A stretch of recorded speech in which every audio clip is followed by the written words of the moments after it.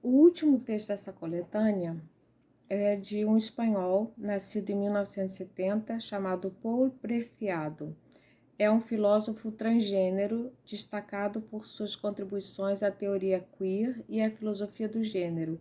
Foi discípulo de Agnes Heller e Jacques Derrida. O texto dele se chama Aprendendo com o Vírus e foi publicado pela primeira vez no jornal É o País no dia 28 de março de 2020. E ele diz assim: se Michel Foucault tivesse sobrevivido ao açoite da AIDS e tivesse resistido até a invenção da triterapia, né, para AIDS, teria hoje 93 anos. Haveria aceitado de bom grado ficar preso no seu apartamento na Rue Vaugirard? O primeiro filósofo da história a morrer das complicações generalizadas pelo vírus de imunodeficiência adquirida, nos legou algumas das noções mais eficazes para pensar a gestão política da epidemia, que, em meio ao pânico e à desinformação, se tornam tão úteis como uma máscara cognitiva. O mais importante que aprendemos de Foucault é que o corpo vivo e, portanto, mortal, é o objeto central de toda a política. Ele diz: il n'y a pas de politique qui ne soit pas une politique de corps. Não há política que não seja uma política dos corpos. Mas o corpo não é para Foucault um organismo biológico dado sobre o que depois atua o poder. A tarefa mesma da ação política é fabricar um corpo, prefigurar as modalidades do discurso através das que esse corpo se ficcionaliza, né? Se torna ficção, até ser capaz de dizer eu. Todo o trabalho de Foucault poderia entender-se como uma análise histórica das distintas técnicas através das quais o poder gestiona a vida e a morte das populações. Entre 1975 e 1976, os anos em que publicou Vigiar e Punir e o primeiro volume da História da Sexualidade, Foucault utilizou a noção de biopolítica para falar de relação que o poder estabelecia com o corpo social e a modernidade. Descreveu a transição do que chamava uma sociedade soberana em direção a uma sociedade disciplinar. Com essa passagem, desde uma sociedade que define a soberania em termos de decisão e ritualização da morte, a uma sociedade que gestiona e maximiza a vida das populações em termos de interesse nacional. Para Foucault, as técnicas governamentais biopolíticas se estendiam como uma rede de poder que desabordava o âmbito legal ou a esfera punitiva, convertendo-se em uma força somatopolítica, uma forma de poder espacializado que se estendia na totalidade do território até penetrar no corpo individual. Durante e depois da crise da AIDS, numerosos autores ampliaram e radicalizaram as hipóteses de Foucault e suas relações com as políticas imunitárias. O filósofo italiano Roberto Esposito analisou as relações entre a noção política de comunidade e a noção biomédica e epidemiológica de imunidade. Comunidade e imunidade compartilham uma mesma raiz, munus. Em latim, munus era o atributo que alguém deveria pagar para viver ou formar parte da comunidade. A comunidade é com, munus, dever, lei, obrigação, mas também oferenda. Um grupo humano religado por uma lei e uma obrigação comum, mas também por um presente, por uma oferenda. O substantivo imunitas é um vocábulo privativo que deriva de negar humanos. No direito romano, a imunitas era uma dispensa ou um privilégio que exonerava alguém dos direitos societários que são comuns a todos. Aquele que havia sido exonerado era imune, enquanto que aquele que estava desmunido era aquele a que se havia retirado todos os privilégios da vida em comunidade. Roberto Espósito nos ensina que toda biopolítica é imunológica, supõe uma definição da comunidade e o estabelecimento de uma hierarquia entre aqueles corpos que estão isentos de tributos, os que são considerados imunes, e aqueles que a comunidade percebe como potencialmente perigosos, os demune, e que serão excluídos em um ato de proteção imunológica. Essa é o paradoxo da biopolítica. Todo ato de proteção implica uma definição imunitária da comunidade, segundo a qual esta se dará a si mesma a autoridade de sacrificar outras vidas em benefício de uma ideia de sua própria soberania. O estado de exceção é a normalização desse insuportável paradoxo. Vou fazer um parênteses aqui, não resisti. É interessante essa ideia, né, desse Roberto Espósito, que eu não conhecia, ignorava completamente, nem de ouvir falar eu conhecia. E interessante que essa proteção imunológica, esse paradoxo da biopolítica, todo ato de proteção implica uma definição imunitária da comunidade, segundo a qual esta se dará a si mesma a autoridade de sacrificar outras vidas em benefício de uma ideia de sua própria soberania. Eu estou pensando aqui nos movimentos identitários, né? Como às vezes acontece isso também, a gente tem que tomar cuidado, né? Para proteger um grupo identitário, uma identidade, às vezes você pode se tornar autoritário sacrificando as outras vidas, né? A partir do século XIX, com o descobrimento da primeira vacina anti-varíola e os experimentos de Pasteur e Koch, a noção de imunidade migra desde o âmbito do direito e adquire uma significação médica. As democracias liberais e patriarco-coloniais europeias do século XIX constroem o ideal do indivíduo moderno, não só como agente masculino, branco, heterossexual, econômico livre, mas também como um corpo imune, radicalmente separado, que não deve nada à comunidade. Para Espósito, o modo com o qual a Alemanha nazista caracterizou uma parte da sua própria população, os judeus, mas também os ciganos, os homossexuais, as pessoas com discapacidades, como corpos que ameaçavam a soberania da comunidade ariana. É um exemplo paradigmático dos perigos da gestão imunitária.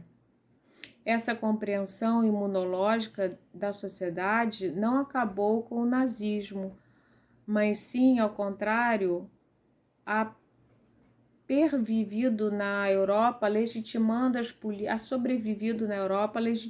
políticas neoliberais de gestão de suas minorias racializadas e das populações migrantes. É essa compreensão imunológica a que forjou a Comunidade Econômica Europeia, o mito de Schengen e as técnicas de Frontex nos últimos anos. Em 1994, Flexible Body, a antropóloga da Universidade de Princeton, Emily Martin, analisou a relação entre imunidade e política na cultura americana durante as crises da poliomielite e da AIDS. Martin chegou a algumas conclusões que são pertinentes para analisar a crise atual. A imunidade corporal, argumenta Martin, não é só um mero feito biológico independente de variáveis culturais e políticas. Bem ao contrário, o que entendemos por imunidade se constrói coletivamente através de critérios sociais e políticos que produzem alternativamente soberania ou exclusão, proteção ou estigma, vida ou morte. Se voltamos a pensar a história de algumas das epidemias mundiais dos 5 últimos séculos pelo prisma que nos oferece Michel Foucault, Roberto Espósito e Emily Martin, é possível elaborar uma hipótese que poderia tomar a forma de uma equação. Diga-me como sua comunidade constrói sua soberania política, e eu te direi que formas tomarão suas epidemias e como as afrontarão. Que interessante, como as afrontarás. Vou repetir, diga-me como a sua comunidade constrói sua soberania política e eu te direi que formas tomarão suas pandemias e como as afrontarás. As distintas epidemias materializam, no âmbito do corpo individual, as obsessões que dominam a gestão política da vida e da morte das populações num período determinado. Para dizer isso nos termos de Foucault, uma epidemia radicaliza e desplaça,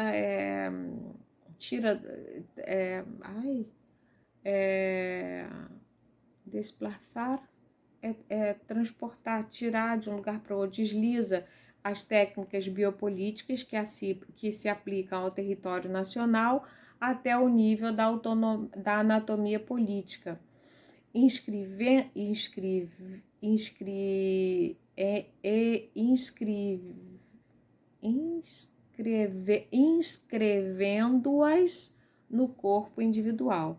Ao mesmo tempo, uma epidemia permite estender a toda a população as medidas de imunização política que haviam sido aplicadas até agora de maneira violenta frente àqueles que haviam sido considerados como estrangeiros,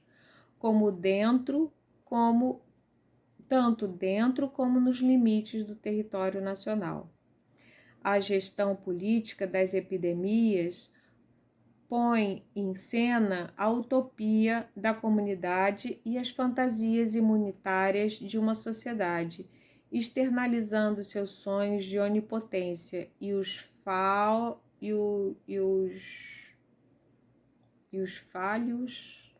as falhas estrepitosas, assim, de sua soberania política. A hipótese de Michel Foucault, Roberto Espósito e de Emily Martin nada tem a ver com uma teoria de complô. Não se trata da ideia ridícula de que o vírus seja uma invenção de laboratório ou um plano maquiavélico para estender políticas ainda mais autoritárias. Ao contrário, o vírus atua à nossa imagem e semelhança. Não faz mais que replicar, materializar, intensificar e estender a toda a população as formas dominantes de gestão biopolítica, necropolítica, que já estavam trabalhando sobre o território nacional e seus limites. Daí que cada sociedade pode definir-se pela epidemia que a ameaça e pelo modo de organizar-se frente a ela. Pensemos, por exemplo, na sífilis.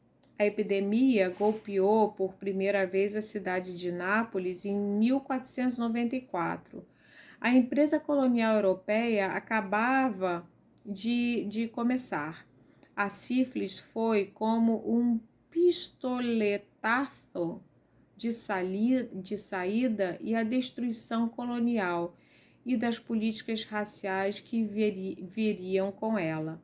Os ingleses a chamaram a doença francesa. Os franceses disseram que era o mal napolitano. E os napolitanos, que tinham vindo da América, se disse que havia sido trazida pelos colonizadores que haviam sido infectados pelos indígenas. O vírus, como nos ensinou Derrida, é, por definição, o estrangeiro, o outro, o estranho. Infecção sexualmente transmissível. A sífilis materializou nos corpos dos séculos XVI ao XIX as formas de repressão e exclusão social que dominava a modernidade patriarcolonial, a obsessão pela pureza racial, a proibição dos assim chamados matrimônios mistos entre pessoas de distinta classe e raça, e as múltiplas restrições que pesavam sobre as relações sexuais e extramatrimoniais. A utopia da comunidade e o modelo de imunidade da sífilis é o do corpo branco burguês sexualmente confinado na vida matrimonial, como núcleo da reprodução do corpo nacional. Daí que a prostituta tenha se convertido no corpo vivo que condensou todos os significantes políticos abjetos durante a epidemia. Mulher trabalhadora e frequentemente racializada, corpo externo às regulações domésticas e do matrimônio, e que fazia de sua sexualidade seu meio de produção, a trabalhadora sexual foi visibilizada, controlada, estigmatizada como vetor principal da propagação do vírus. Mas não foi a repressão da prostituição nem a reclusão das prostitutas nos bordéis nacionais, como imaginou Restif de la Bretonne, o que curou a sífilis. Muito pelo contrário, a reclusão das prostitutas só as fez mais vulneráveis à doença.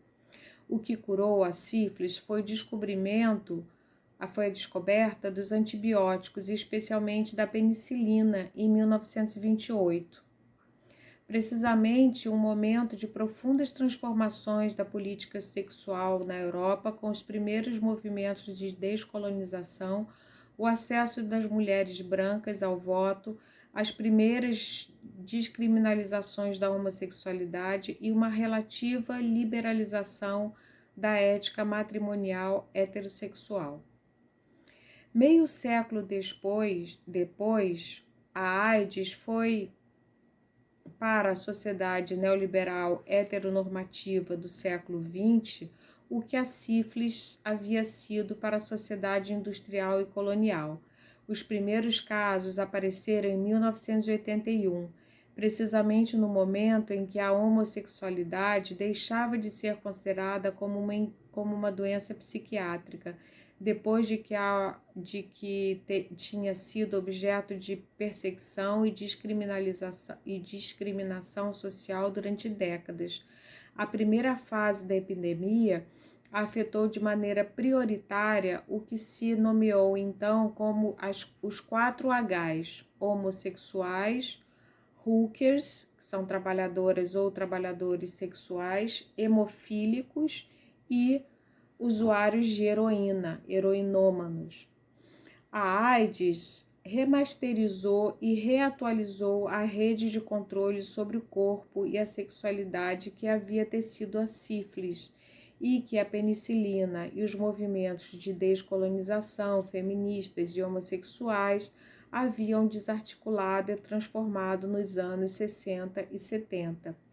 Como no caso das prostitutas, na crise da sífilis, a repressão da homossexualidade só causou mais mortes, o que está transformando progressivamente a AIDS numa doença crônica foi a despatologização da homossexualidade, a autonomização farmacológica do Sul, A emancipação sexual das mulheres, seu direito a dizer não às práticas sem camisinha e sem preservativo, né? E o acesso da população afetada, independentemente de sua classe social ou seu grau de racialização, e as triterapias.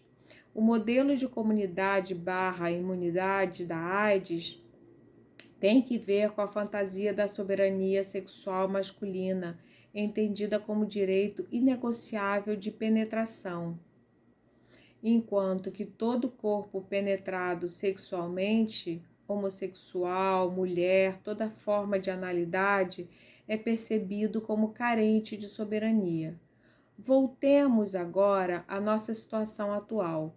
Muito antes de que tenha aparecido a Covid-19, tínhamos já iniciado um processo de mutação planetária. Estávamos atravessando, já antes do vírus, uma mudança social e política tão profunda como a que afetou as sociedades que desenvolveram a sífilis. No século XV, com a invenção da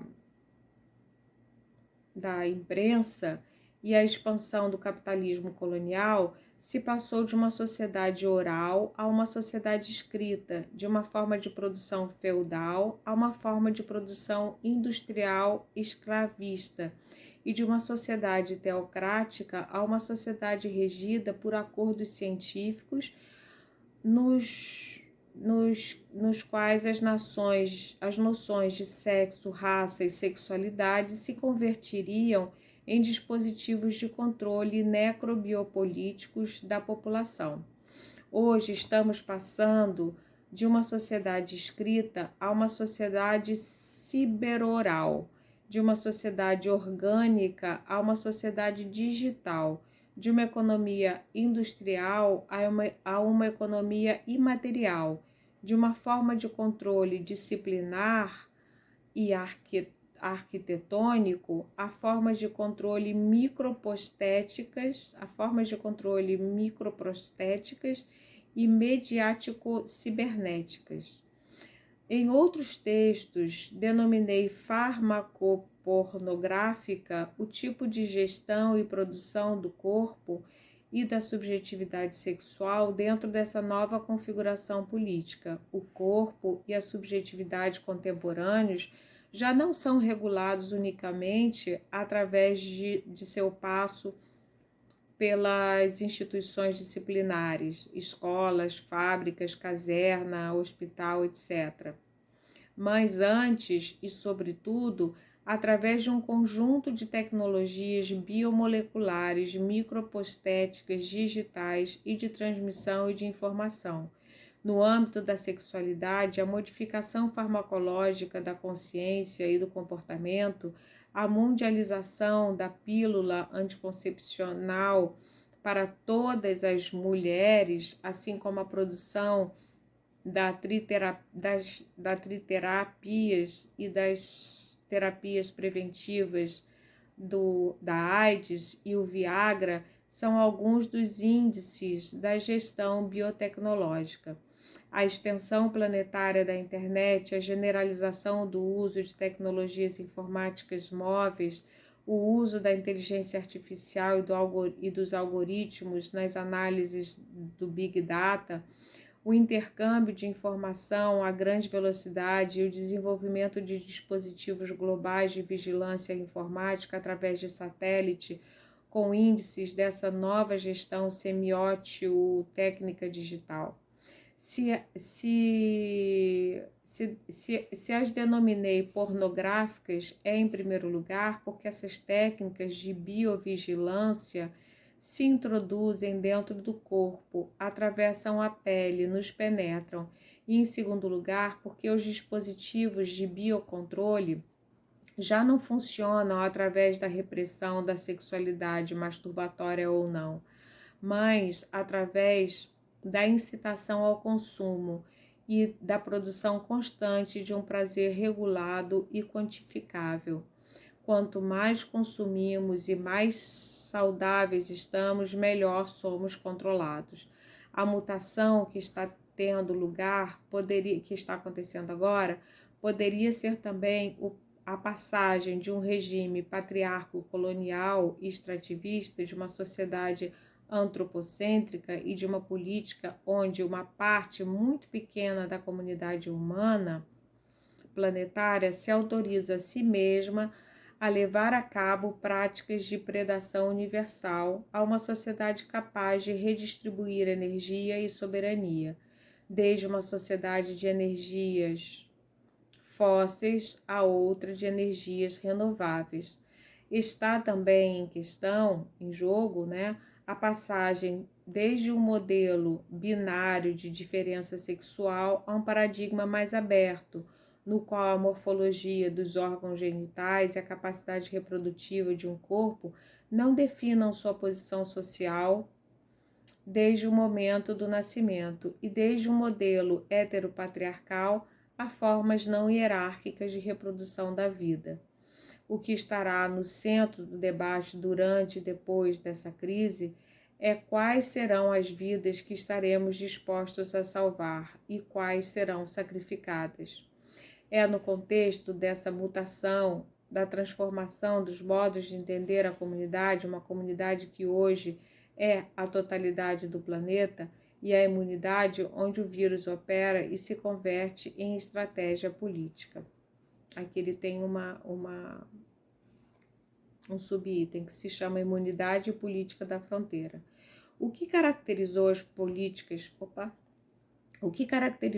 as políticas governamentais dos últimos 20 anos, desde ao menos a queda das Torres Gêmeas, frente às ideias aparentes de liberdade de circulação que dominavam o neoliberalismo na era Thatcher, foi a redefinição dos Estados-nação em termos neocoloniais identitários e a volta à ideia de fronteira física como condição de restabelecimento da identidade nacional e da soberania política. Israel, Estados Unidos, Rússia, Turquia e a Comunidade Econômica Europeia foram a identidade nacional, né? Foi liberado o desenho de novas fronteiras que pela primeira vez depois de décadas não foram só vigiadas ou custodiadas, mas reinscritas através da decisão de elevar muros e construir diques, e defendidas com medidas não biopolíticas, mas necropolíticas, com técnicas de morte. Como sociedade europeia, decidimos construir-nos coletivamente como comunidade totalmente imune, fechada ao Oriente e ao Sul, enquanto que o Oriente e o Sul, desde o ponto de vista dos recursos energéticos e da produção de bens de consumo, são nosso armazém. Fechamos a fronteira na Grécia, construímos os maiores centros de detenção a céu aberto da história nas ilhas que bordeiam a Turquia e o Mediterrâneo, e fantasiamos que assim conseguiríamos uma forma de imunidade. A destruição da Europa começou paradoxalmente, com essa construção de uma comunidade europeia imune, aberta em seu interior e totalmente fechada aos estrangeiros e imigrantes. O que está sendo ensaiado, experimentado à escala planetária através da gestão do vírus é um novo modo de entender a soberania num contexto em que a identidade sexual e racial, eixos da segmentação política do mundo patriarco-colonial até agora, estão sendo desarticuladas. A Covid-19 deslocou as políticas da fronteira que estavam tendo lugar no território nacional ou no superterritório europeu em direção ao nível do corpo individual. No corpo, o corpo individual como espaço vivo e como entramado de poder, como centro de produção e consumo de energia, se converteu no novo território no qual as agressivas políticas da fronteira que levamos, que vínhamos desenhando e estudando durante anos, se expressam agora em forma de barreira e guerra frente ao vírus. A nova fronteira necropolítica se deslocou desde das costas da Grécia até a porta do domicílio privado. Lesbos começa agora na porta da sua casa, e a fronteira não para de te cercar, empurra até chegar mais e mais no seu corpo. Calais te explora agora na cara. A nova fronteira é a máscara. O ar que respira deve ser somente seu. A nova fronteira é sua epiderme. O novo Lampedusa é tua pele. Se reproduzem agora sobre os corpos individuais as políticas da fronteira e as medidas estritas de confinamento e mobilização de como comunidade vemos aplicado durante estes últimos anos a imigrantes e refugiados, até deixá-los fora de toda a comunidade. Durante anos, os mantivemos no limbo dos centros de retenção. Agora somos nós os que vivemos no limbo do centro de retenção de nossas próprias casas. A biopolítica na era farmacopornográfica. As epidemias, por seu chamamento ao estado de exceção e pela inflexível imposição de medidas extremas, são também grandes laboratórios de invenção social.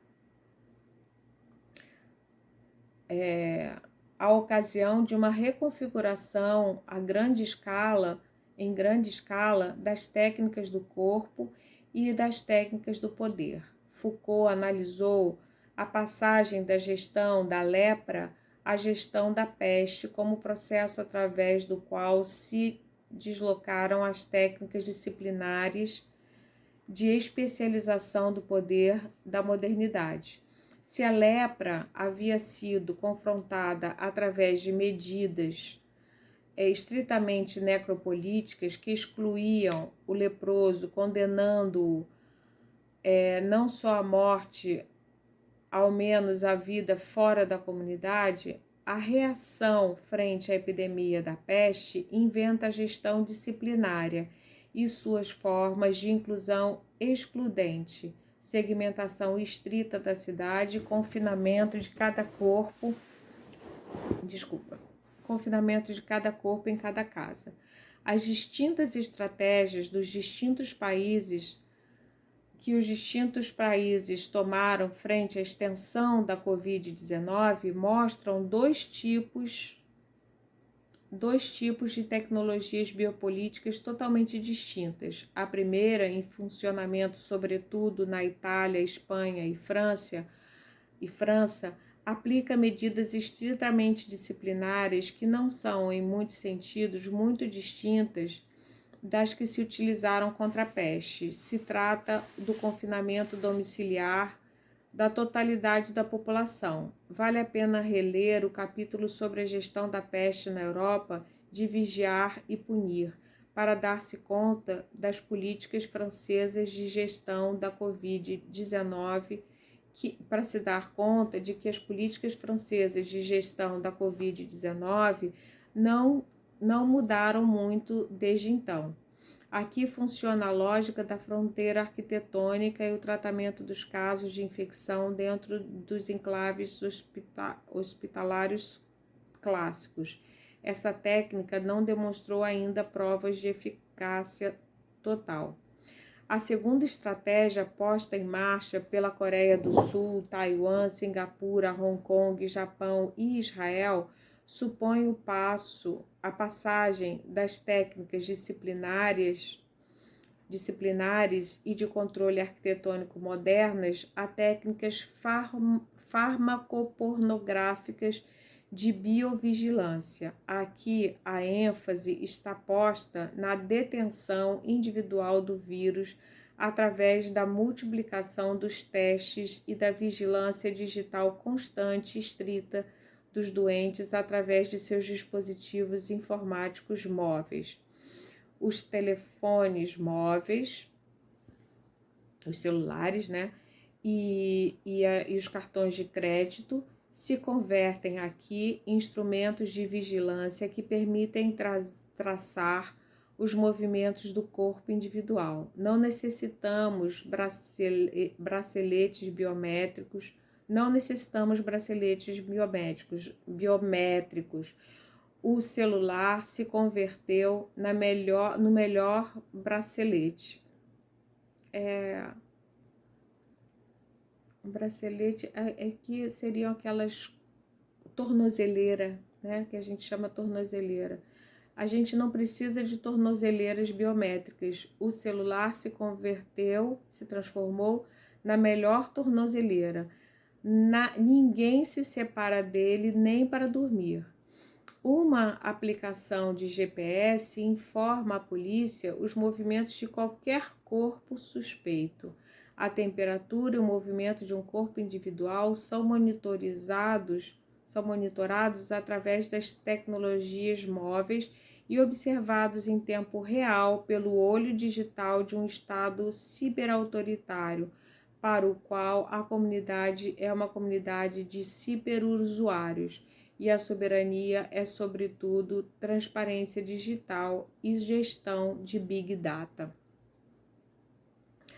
Mas essas políticas de imunização política não são novas e não foram só desplegadas antes para a busca e captura engajadas, né, mobilizadas antes para a busca e captura dos assim denominados terroristas. Desde princípios da década de 2010, por exemplo, Taiwan havia legalizado o acesso a todos os contatos dos telefones celulares nas aplicações de encontro sexual com o objetivo de prevenir a expansão da AIDS e a prostituição na internet. A Covid-19 legitimou e estendeu essas práticas estatais de biovigilância e controle digital, normalizando-as e fazendo-as necessárias para manter uma certa ideia de imunidade.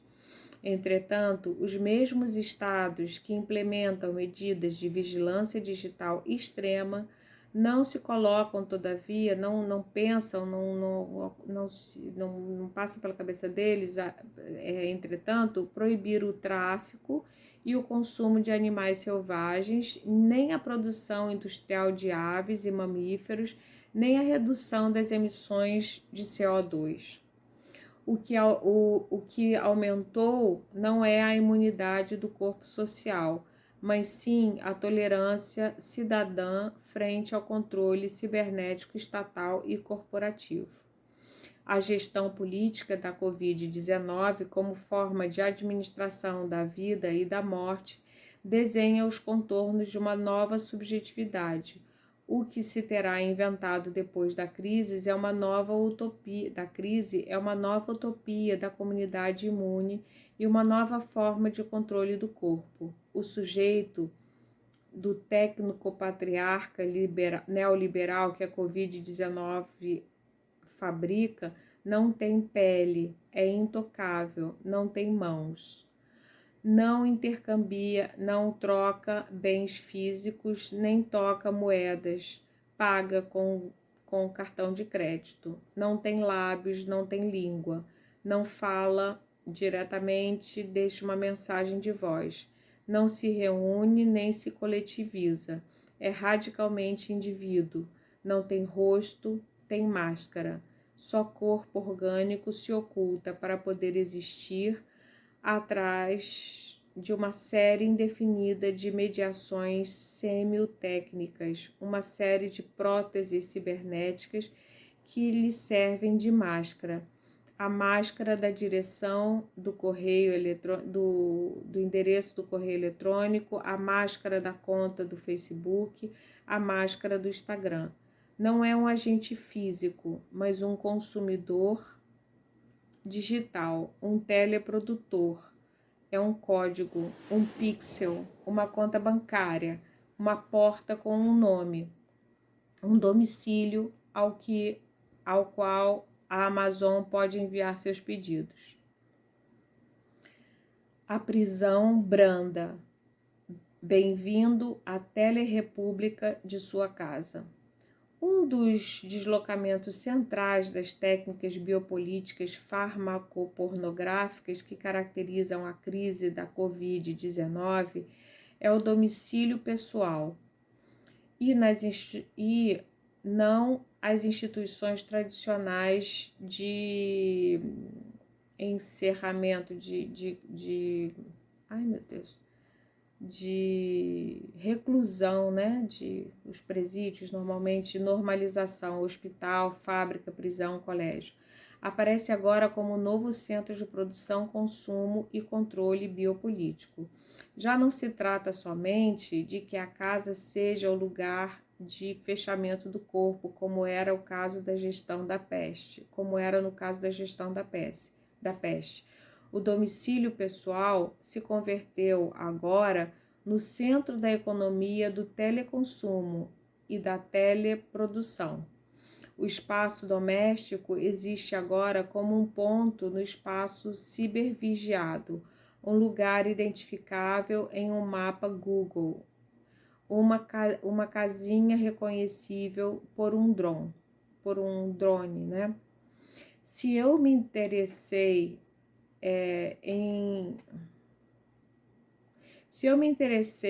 num dado momento pela Mansion Playboy, é porque essa funcionou em plena Guerra Fria como um laboratório em que se estavam inventando os novos dispositivos de controle farmacopornográfico do corpo e da sexualidade que haviam de estender-se a partir dos princípios do século XXI e que agora se ampliam à totalidade da população mundial com a crise do Covid-19.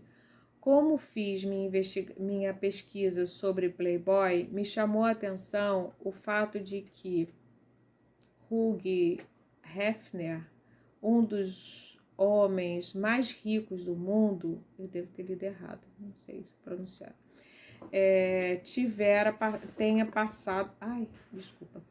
tenha passado quase 40 anos sem sair da mansão, vestido unicamente com pijama, uma bata e pantufas, bebendo Coca-Cola, comendo Butterfingers e que tenha podido dirigir e produzir que a revista mais importante dos Estados Unidos sem mover-se de sua casa ou inclusive de sua cama. Suplementada com uma câmera de vídeo, uma linha direta de telefone, rádio e fio musical, a cama de Hefner era uma autêntica plataforma de produção multimídia da vida de seu habitante. Seu biógrafo Stephen Watts denominou a Hefner, abre aspas, um recluso voluntário em seu próprio paraíso. Adepto de dispositivos de arquivo audiovisual de todo tipo, Hefner, muito antes de que existisse o telefone celular, Facebook ou WhatsApp, enviava mais de 25 áudios e vídeos com consignas e mensagens que iam desde entrevistas ao vivo a diretrizes de publicação. Hefner tinha instalado na sua mansão, na que viviam também uma dezena de playmates, um circuito fechado de câmaras e podia, desde seu centro de controle, aceder a todas as habitações em tempo real. Coberta de panelas de madeira e com espessas cortinas, mas penetrada por milhas de cabos e repleta do que nesse momento se percebia como as mais altas tecnologias de telecomunicação e que hoje nos pareceriam tão arcaicas como um tantã, era ao mesmo tempo totalmente opaca e totalmente transparente. Os materiais filmados pelas câmeras de vigilância acabam também nas páginas da revista. A revolução biopolítica silenciosa que Playboy liderou supunha, mais além da transformação da pornografia heterossexual em cultura de massas, aposta em questão a colocação da divisão que havia fundado a sociedade industrial do século XIX. Peraí, deixa eu me ajeitar aqui.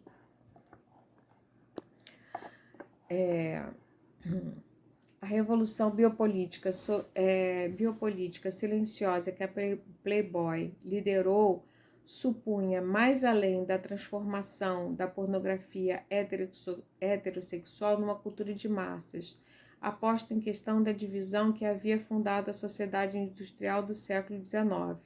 2 pontos. A separação das esferas de produção e de reprodução, a diferença entre a fábrica e o lar, e com ela a distinção patriarcal entre masculinidade e feminilidade. Playboy acatou esta diferença, propondo a criação de um novo enclave de vida, o apartamento de solteiro totalmente conectado às novas tecnologias de comunicação, do que o novo produtor semiótico não necessita e de que o produtor semiótico não necessita sair nem para trabalhar, nem para praticar sexo, atividades que, além do mais, haviam se tornado indistinguíveis, trabalhar e praticar sexo. Sua cama giratória era ao mesmo tempo sua mesa de trabalho, uma oficina de direção, um cenário fotográfico e um lugar de encontro sexual, além de um platô de televisão de onde se rodava o famoso programa Playboy After Dark. Playboy antecipou os discursos contemporâneos sobre o teletrabalho e a produção imaterial que a gestão da crise do coronavírus da Covid-19 transformou em um dever cidadão. Hefner chamou a esse novo produtor social o trabalhador horizontal. O vetor de inovação social que Playboy colocou em marcha era a erosão, por que não dizer destruição, da distância entre trabalho e ócio, entre produção e sexo. A vida do Playboy, constantemente filmada e difundida através dos meios de comunicação, da revista e da televisão, era totalmente pública, ainda que o Playboy não saísse de sua casa ou inclusive de sua cama. Nesse sentido, Playboy colocava também em questão a diferença entre as esferas masculinas e femininas, fazendo que o novo operário multimídia fosse o que parecia um oxímoron na época, um homem doméstico.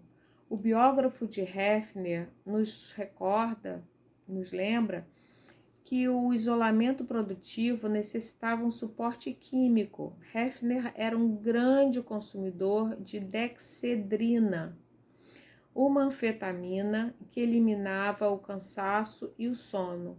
Assim que, paradoxalmente, o homem que não saía de sua cama não dormia nunca. A cama, como novo centro de operações multimídia, era a cela farmacopornográfica. Só podia funcionar com a pílula anticoncepcional, drogas que mantinham o nível produtivo em alta e um constante fluxo de códigos semióticos que se converteram no único e verdadeiro alimento que nutria o Playboy. Isso lhes parece familiar? Tudo isso não lhes parece familiar? Se parece, não se parece muito, de uma forma muito estranha, com as suas próprias vidas confinadas?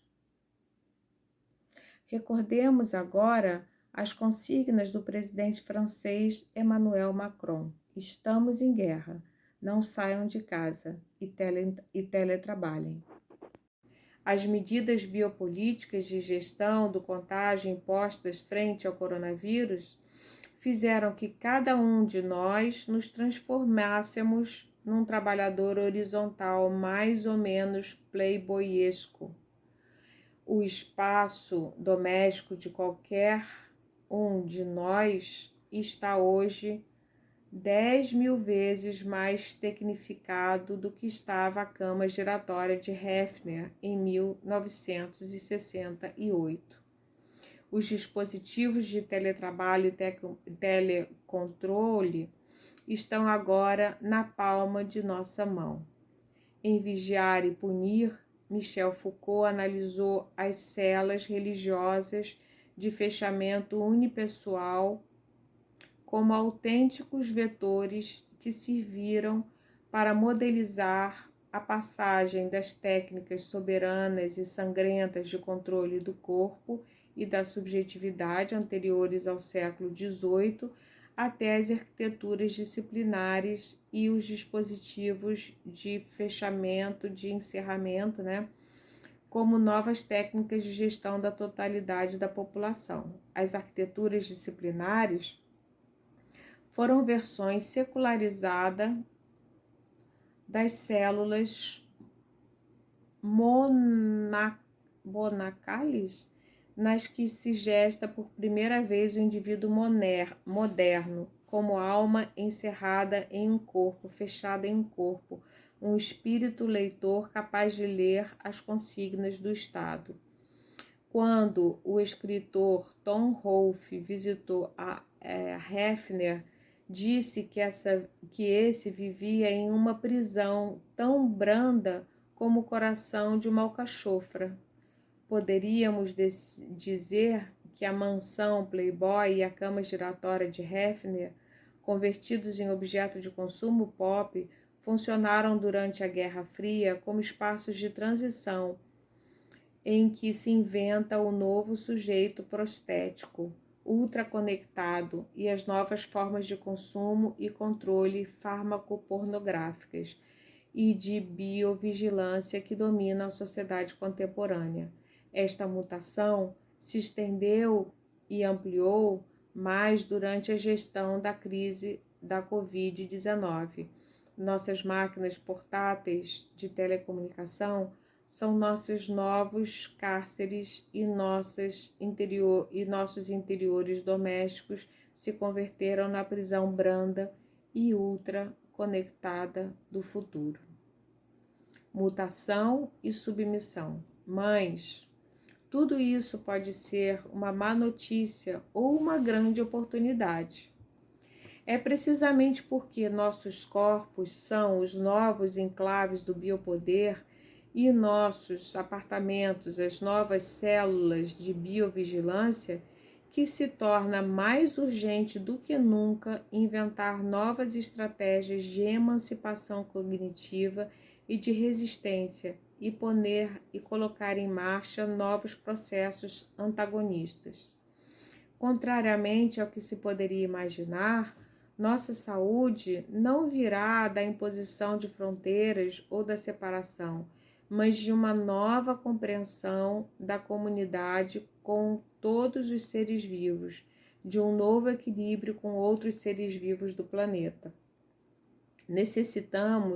Precisamos de um parlamento dos corpos planetário, um parlamento não definido em termos de políticas de identidade nem de nacionalidades, um parlamento de corpos vivos, vulneráveis, que vivem no planeta Terra.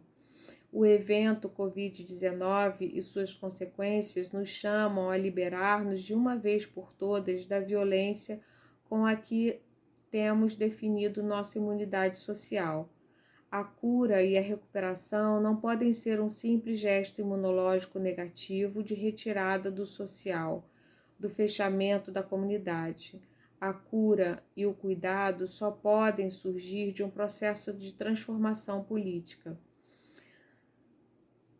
Vamos nos curar a nós mesmos como sociedade, sanar-nos, né, curar-nos a nós mesmos como sociedade, significaria inventar uma nova comunidade mais além das políticas de identidade e a fronteira com as que até agora temos produzido a soberania, mas também mais além a redução da vida à sua biovigilância cibernética.